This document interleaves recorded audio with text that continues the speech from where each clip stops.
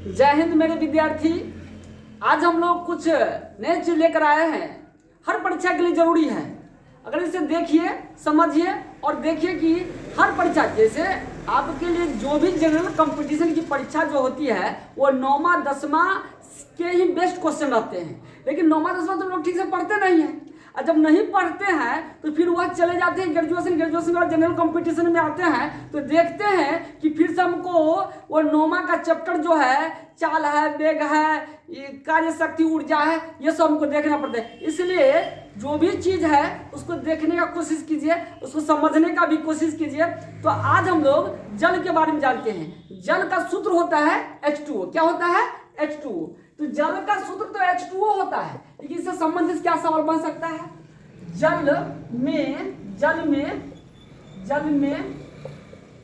Hydrogen हम लिख देते हैं, हाइड्रोजन और ऑक्सीजन किस अनुपात में है? अनुपात में है। तो इसका आंसर क्या हो जाएगा? 2:1। लेकिन इसी में पूछ दे कि हाइड्रोजन और ऑक्सीजन का हाइड्रोजन और ऑक्सीजन का हाइड्रोजन और ऑक्सीजन जो है वह किस द्रव्यमान के आधार पर, और हाइड्रोजन और ऑक्सीजन द्रव्यमान के आधार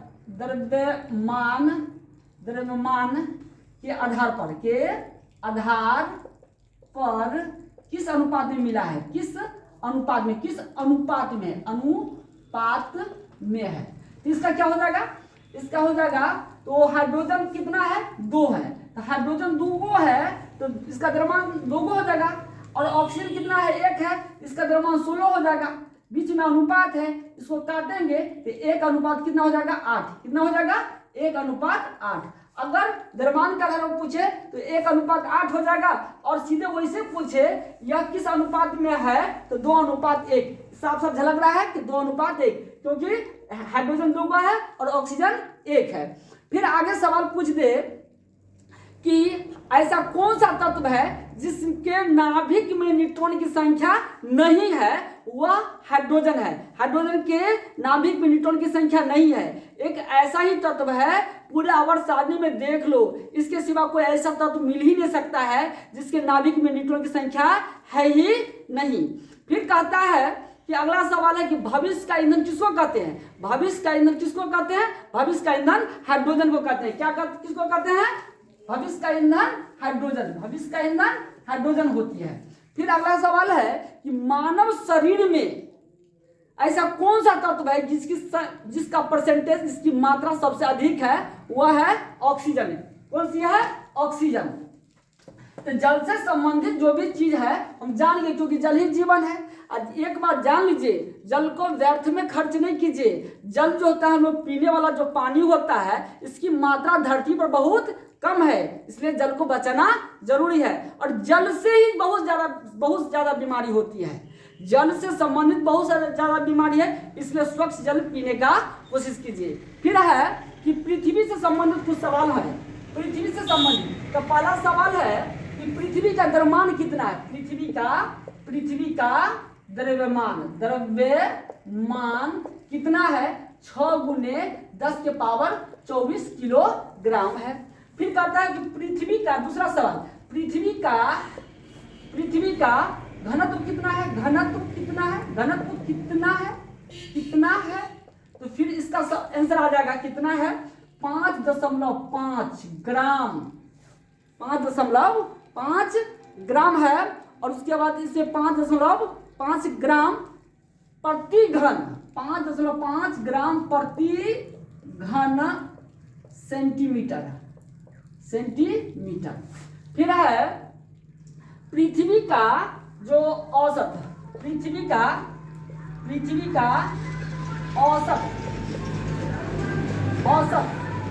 औसत जो है, पृथ्वी का औसत व्यास लगभग कितना होता है? पृथ्वी का औसत व्यास पूछ दिया 12,740 किलोमीटर। अब फिर कहता है कि पृथ्वी की आंतरिक संरचना, पृथ्वी की आंतरिक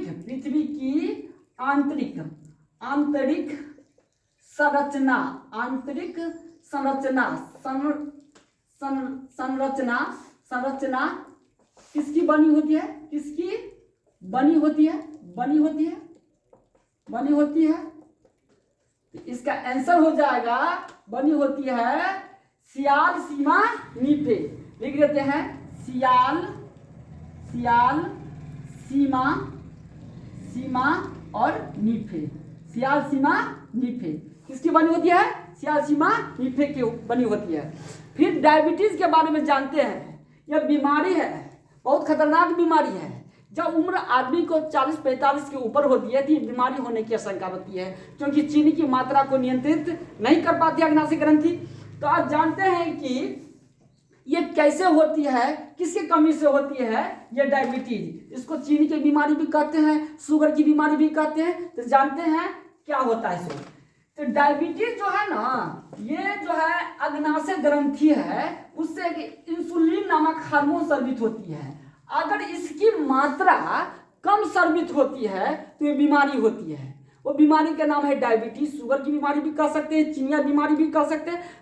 इसका नाम कई है, लेकिन यह किसकी कमी के कारण होती है? तो इंसुलिन की कम स्राव के कारण होती है। इसलिए बहुत से ऐसे दवा भी आते हैं जो इंसुलिन की पूर्ति करते हैं। तो यह होती है किससे? तो अग्नाशय के एक भाग है लैंगरहैंस की द्वीपिका।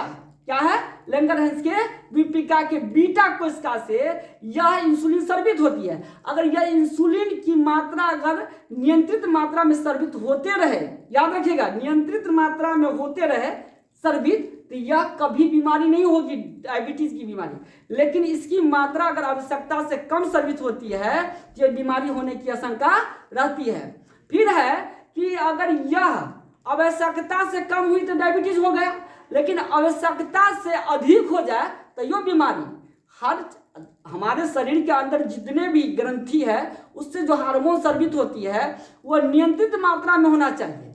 और इसकी मात्रा कम हो तो यह बीमारी, और ज्यादा हो गई फिर भी बीमारी। अगर ज्यादा हो गया तो इससे एक बीमारी होती है हाइपोग्लाइसीमिया। कम हुई तो डायबिटीज और ज्यादा हो गई तो हाइपोग्लाइसीमिया होती है। यह बीमारी जो होती है अधिक मात्रा में स्रावित होने से। किसके अधिक मात्रा में? ये मात्रा जो है वह इंसुलिन की, लेकिन अक्सर जो होती है इंसुलिन की मात्रा कम ही स्रावित होती है, इसलिए बीमारी होती है। कौन सी बीमारी होती है? डायबिटीज। डायबिटीज किसके कमी से होती है? इंसुलिन की मात्रा के कम स्रावित के कारण होती है।